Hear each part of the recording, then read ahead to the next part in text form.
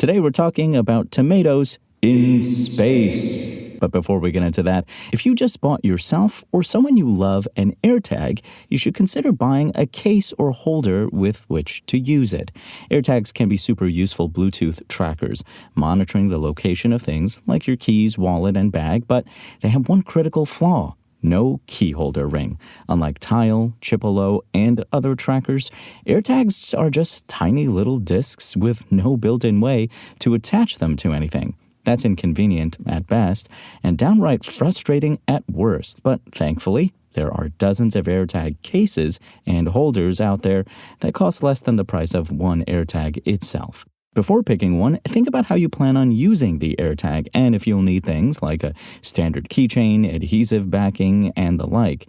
We've collected our favorite AirTag cases and holders to help you decide which is right for you. Check out our list at Engadget.com. And researchers have developed an AI-powered robot, and they claim can beat the physical marble game Labyrinth faster than humans are capable of. Thomas B. and Raffaello D'Andrea of ETH Zurich created CyberRunner, which combines model-based reinforcement with the dexterity required to beat a game that requires physical skill, coordination, and precision. For the uninitiated, the aim of the game is to guide a marble through a maze without falling into any holes. The player controls the movement of the ball by rotating two dials, which tilt the board. CyberRunner learns through experience. A camera observes the game, and an algorithm learns more about it from each attempt. Based on its understanding of the game, it recognizes which strategies and behaviors are more promising, the researchers say. As such, the robot kept getting better at the game. Head to Engadget.com and watch Robot Challenge Man.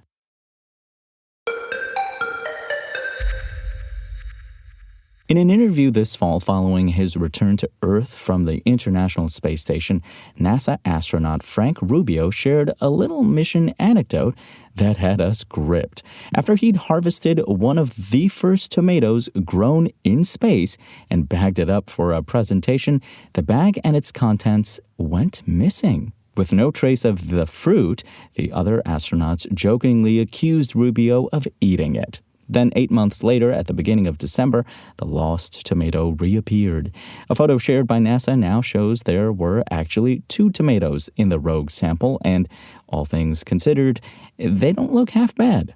While a tomato left to rot on Earth isn't a pleasant thing to come across, Rubio's tomatoes just look a bit dried out.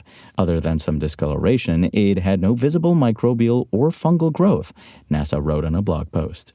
NASA has for years been experimenting with ways to grow food on the ISS and studying how the space environment affects plant growth.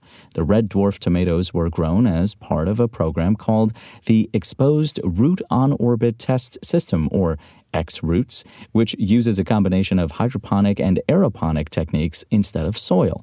Rubio, who was on the ISS for a record-breaking 371 days before his return in September 2023, harvested a batch of the tomatoes in March to be sent back to Earth and examined for the VEG-05 study. As for the sample Rubio hung on to, which he intended to show to school kids in an event a crew member had planned, the astronaut said the tomatoes simply disappeared. I was pretty confident that I Velcroed it where I was supposed to Velcro it, and then I came back and it was gone, he said.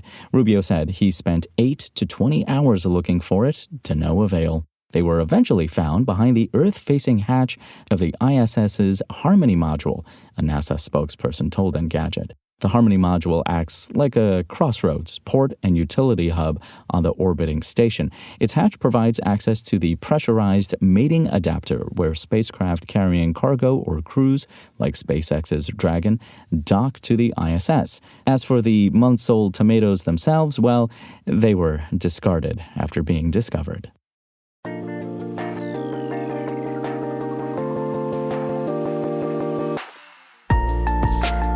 Thanks for listening to the show. Make sure to rate, review, and subscribe on Apple Podcasts.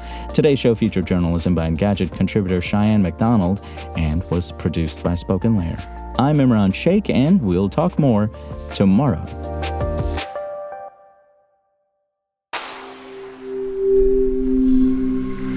Spoken Layer.